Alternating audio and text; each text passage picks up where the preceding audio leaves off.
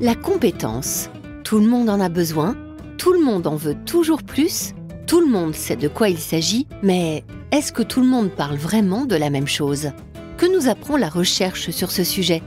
Savoir combiner des ressources pour agir de manière performante dans une situation donnée. Selon les chercheurs, la compétence se nourrit de différents types de savoirs et ne se définit que par rapport à un niveau de performance.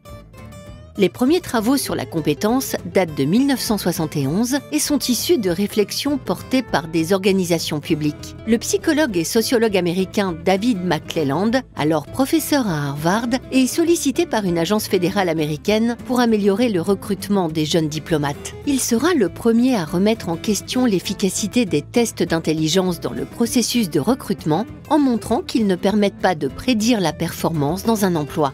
Par exemple, la capacité à développer les réseaux politiques n'était pas évaluée dans les tests. Pourquoi les tests ne sont-ils pas fiables? Parce que, démontre McClelland, la compétence n'est pas uniquement une question de personne, mais se situe au croisement entre l'individu et l'organisation. Ces travaux permettent de voir émerger la notion de compétence dite soft skills, le savoir-être ou compétences comportementales. McClelland bouleverse les méthodes de recrutement en introduisant des tests plus expérimentaux de mise en situation. Les années 70 ont donc marqué un véritable tournant dans l'histoire de la compétence.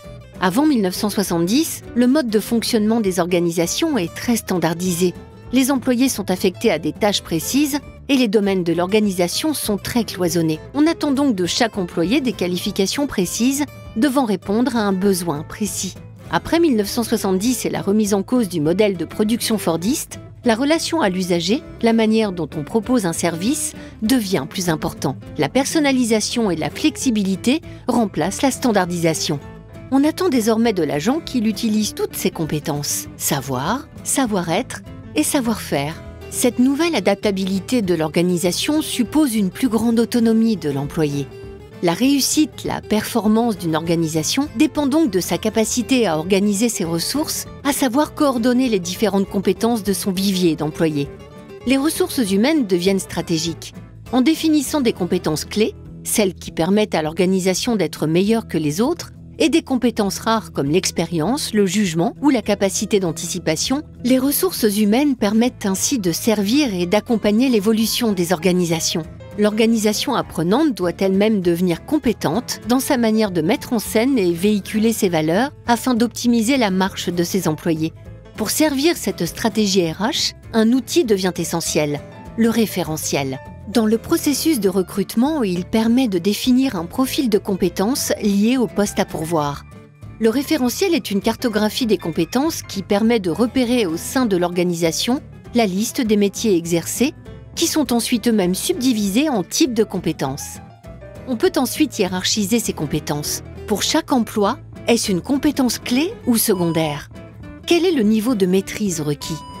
Le référentiel est une des clés permettant de moderniser le recrutement, notamment dans la fonction publique. Il peut accompagner une logique de professionnalisation des concours, VAE, épreuves professionnelles. Il peut également servir de base pour remettre en question le principe même du concours. Des méthodes de recrutement à la formation, en passant par la mobilité et la gestion des carrières, la compétence imprègne aujourd'hui toutes les dimensions des ressources humaines.